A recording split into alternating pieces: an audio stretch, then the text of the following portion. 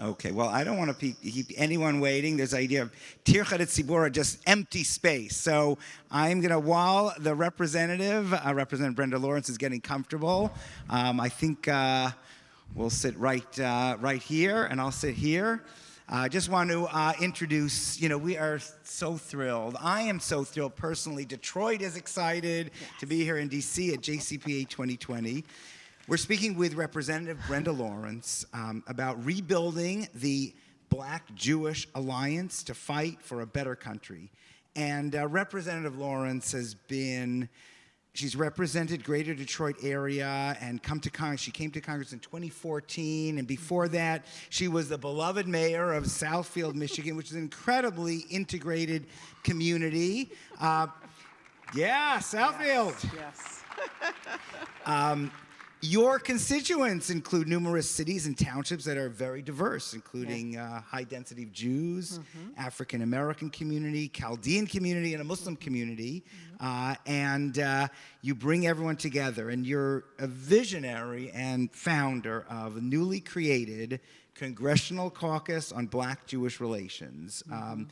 Partnering with, now this is an exciting list. Very diverse. Congresswoman Deborah Wasserman Schultz, Congressman Lee Zeldin, Congressman John Lewis, and Congressman Will Hudd. So it's incredible.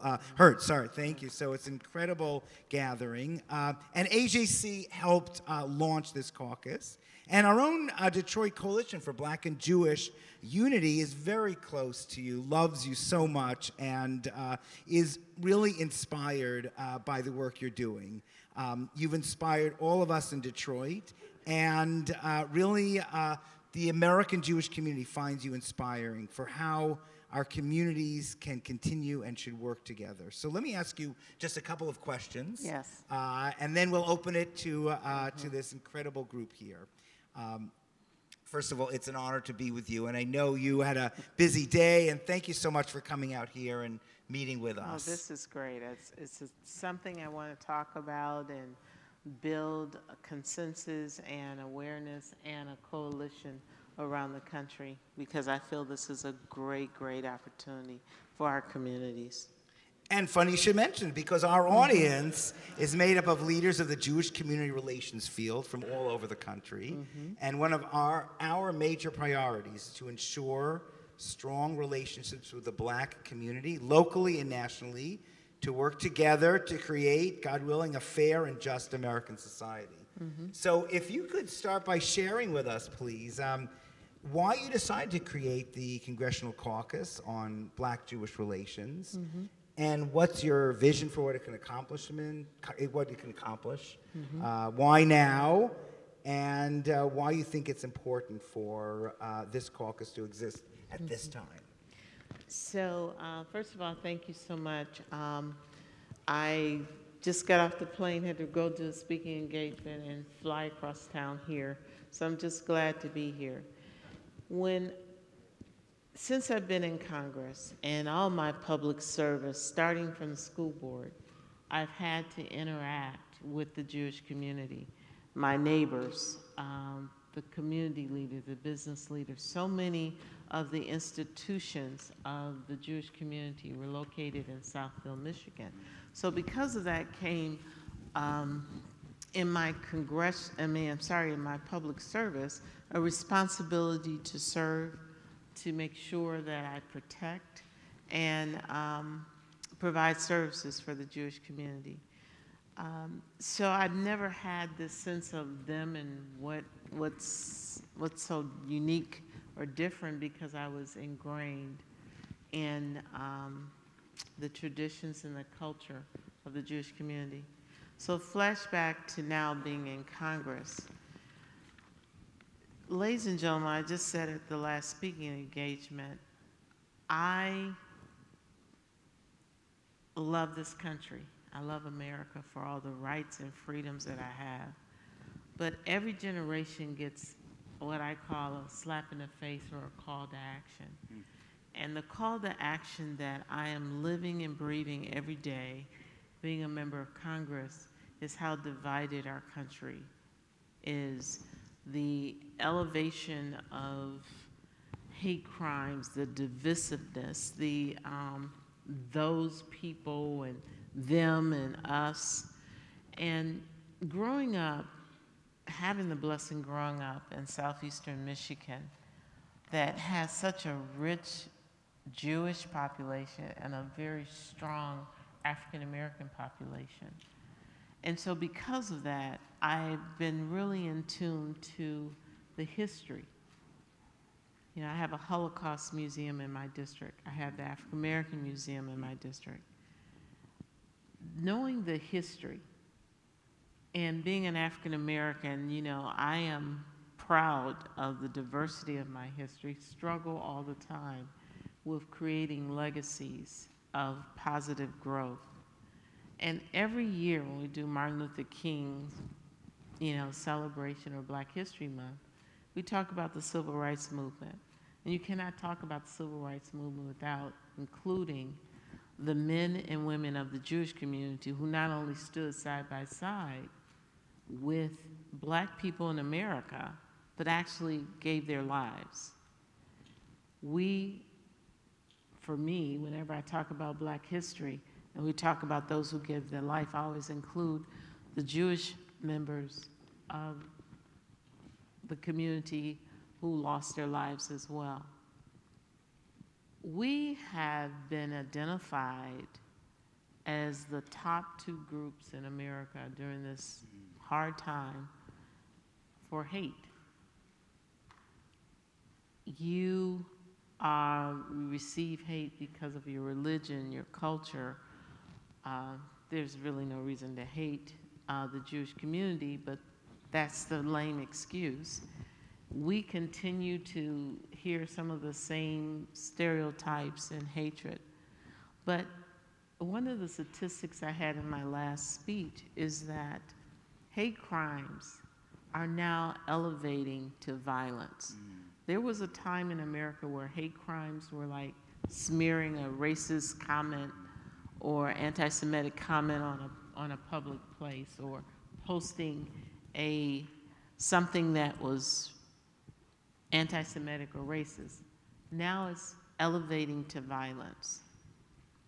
If anyone knows how to stand up and fight for justice, for civil rights, it's the Black and Jewish communities.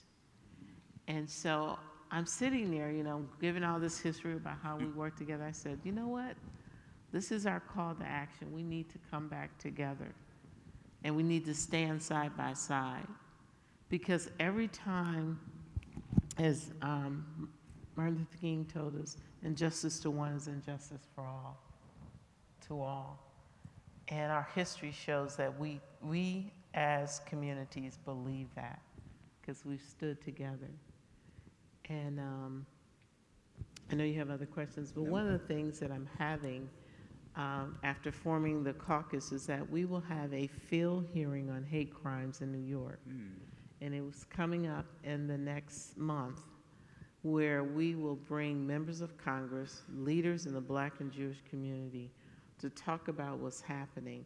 What can I do as a member of Congress to write legislation to ensure our Justice Department is doing what it should do, that we're not being silent? And so, unfortunately, so many times in the past, it wasn't until it reached, and we're almost there now, but this critical, massive level of hatred and violence that we finally stood up and said we have to take action. So what can we do? And so we're assembling this. One of the things you need to know about the co-chairs, I did not want this to be partisan. So Will Hurd and Lee Zeldin. And Lee is a handful, so pray for me. We need this because that's the other biggest fear that I have, is that the relationship between Israel and the United States become a partisan issue. My caucus deals with what's happening here on the ground in America, but I'm also sensitive to the fact that our relationship with Israel has now it's slowly, they keep turning it, trying to make it, they don't support Israel, we do, or they're anti-Semitic, or they're this. And we cannot allow that to happen. Our relationship with Israel has always been strong, and it's been strong because we've been together. Wow, so that raises a lot of questions. So I would, first of all, your launch party with 30 members of Congress was an incredible. Someone says that no one knows how to throw a party like Representative Brenda Lawrence. So it was just so amazing. And we packed the room out, and it was so many members of Congress. And let me tell you, when you know you're doing something right, I had members of Congress who are not African American or Jewish saying, well, we want to be a member. Okay, we figure out a way that you can be like associate member or something. So let me ask you, you mentioned what can we do about it, and that's Yes. what you feel. To our group of community relations, Jewish community relations professionals, what can we do to assist you in our communities? I live in Southfield, so many the Jewish newspaper, the Jewish Vocational Center, schools. I see all of these social groups that are working toward improving quality of life, not just for the Jewish community, but that's what's so powerful about there's something flying around in the middle of winter, and it's big too. I hope it doesn't bite. The thing that if you want to improve the community, you can't just improve your community. It should be for everyone. So I have seen some amazing outreach and returning citizens. I went to the Jewish synagogue in my community, in my neighborhood, and I said, you walk past a local school in the community, and their reading is not where it should be. I said, what can you do? And I had a group of retired teachers who started a program where they go into the local school and do literacy, reading books and helping tutor the children. I mean, that's just a simple example. And what I ask of everyone here, and history has given us a blueprint for it, when we talk about, let's take the issue of returning citizens, we know that if a person is not given an opportunity, that they know how to be a criminal. It's no doubt, they've done it well, they've gotten the trophy of being imprisoned. What we do to turn that around improves our communities, it improves our society. What we do when we educate children, so many Jewish teachers were part of the Detroit public school system, educating in Black neighborhoods, teaching the children. I mean, you don't get more ingrained into a community than when you're a teacher. You see the good, the bad, the ugly. You know the potential of a child, not because of how they worship or what their last name is. You see the potential in the individual child. Those are things that you can bring, that we can work together on.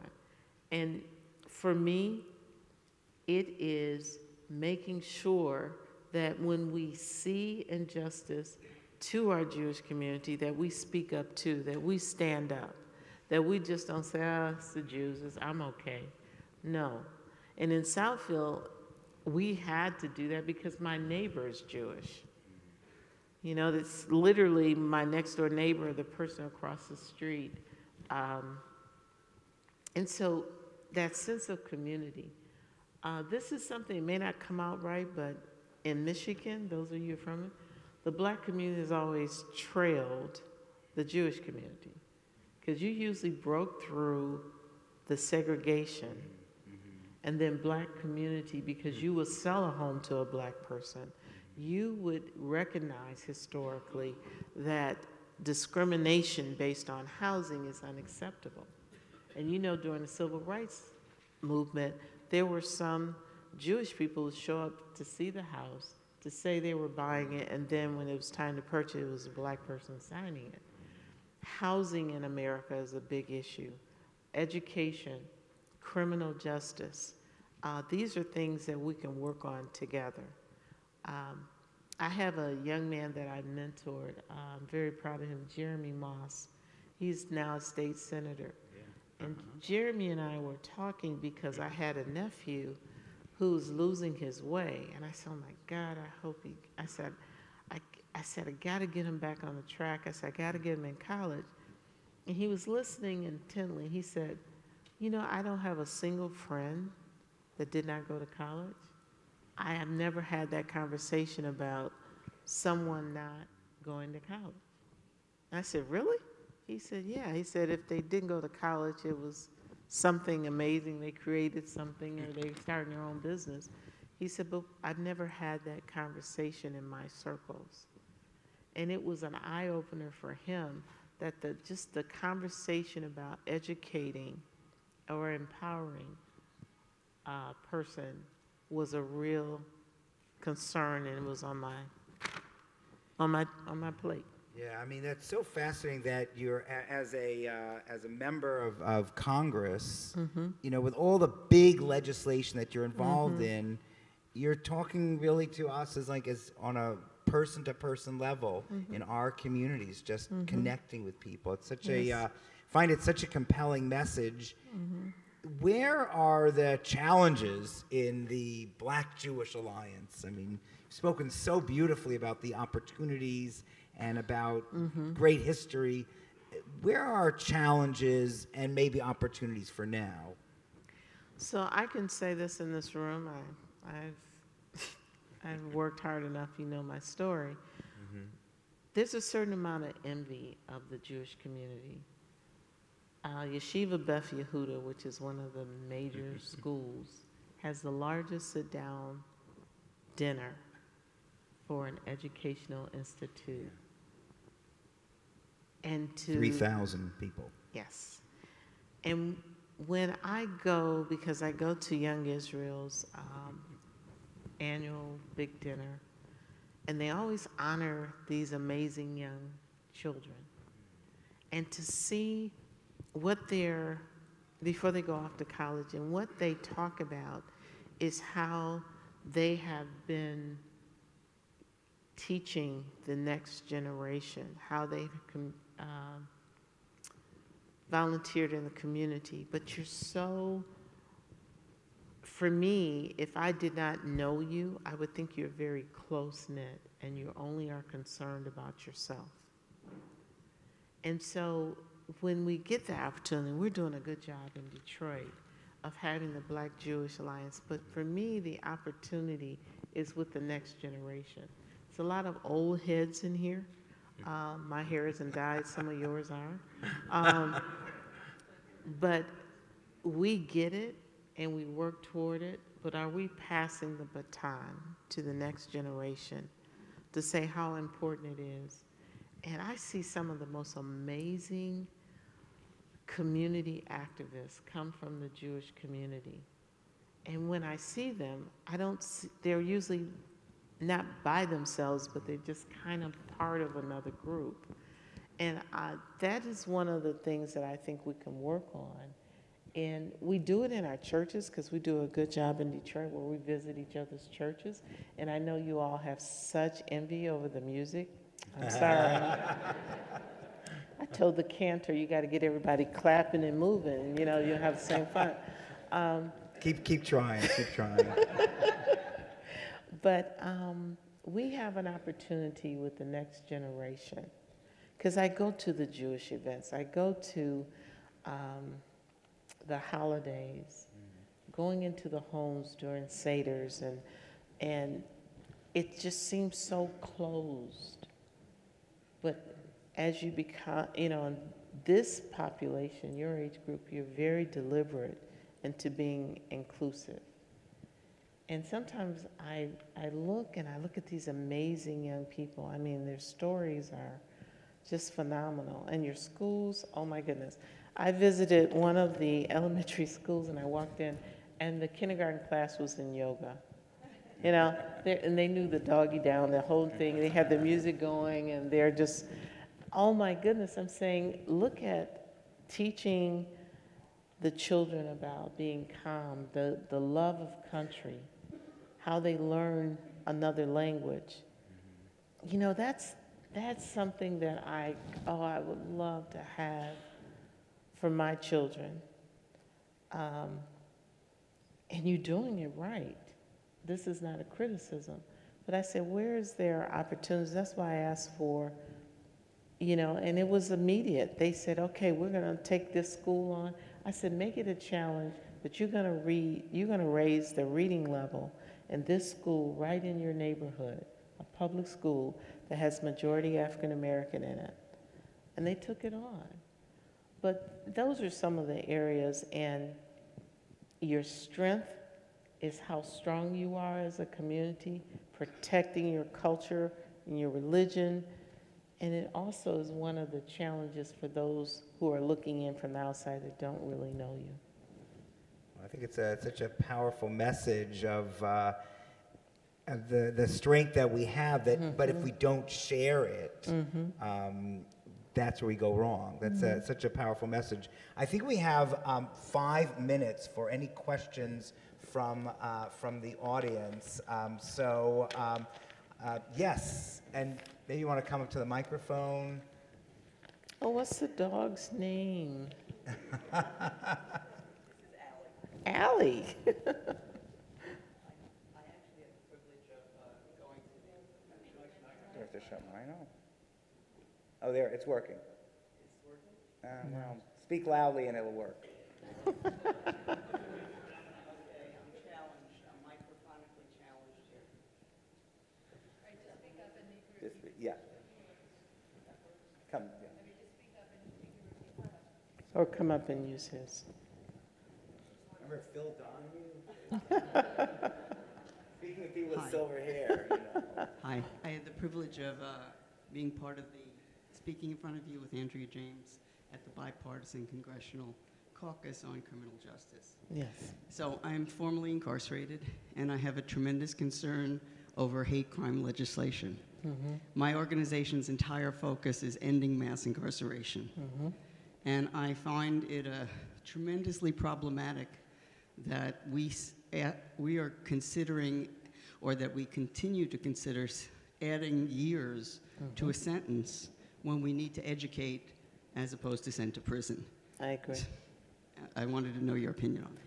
So just to give you divert a little bit from this topic, we just recently had legislation for fentanyl, and what it would do is the 3 strikes you out, and as much as I deplore and want to put all the resources into fentanyl, I will never support another bill that has automatic incarceration. That 3 strikes and you're out was horrible. And I said we need to, so I will be working with other members to find ways to fight that addiction. When we talk about, and you have to understand my world's constantly turning. So today I had a women's advisory meeting talking about human trafficking. If you really want to attack an issue, you can't just do it with throwing somebody in jail. So one of the things that I walked away with and I'm going to be fighting for is establishing a human trafficking court. So often these girls and boys who are traumatized with human trafficking, and all we want to do is throw them in jail or give them some drugs to get through their stress. It should be a wraparound services that come to that. So hate crime, if someone is involved, and we're doing this with domestic terrorism, when these people are radicalized through the hatred of these outside groups, we bring them in and we try to address that programming that they have. And the same with hate crimes. I always have a lot of stories, so let me tell you this one. I was at one time a career counselor, and in order to be certified as a counselor, you have to go through counseling yourself. And so we were talking about prejudice. And so this man who was in my group said, I remember the first time I saw a black person, and he was from some rural Iowa or somewhere. He said, when I saw them, I crossed the street because I was afraid. I said, you were afraid? I said, how old were you? He said, I was about 8 or 9 or something. I said, why would you be afraid of a human being? You had to be taught that. And he became very uncomfortable with that because children are fascinated by it. I mean, I can tell you, I've had little white kids say, can I touch your hair? I remember this one little girl said, does it come off? I said, no, baby, it doesn't. And it wasn't out of meanness, it was just curiosity. She had never seen a black person before. And so we need to have wrapped around hate crimes a built-in system of anti-bias training to attack these myths and stereotypes. And I will tell you something my grandmother told me while I was a little girl during the civil rights movement, and it was when it was on TV, they were putting the hoses and the dogs on rioters in the South. And she's sitting there weeping, and I'm sitting there looking at her. I said, why are you crying?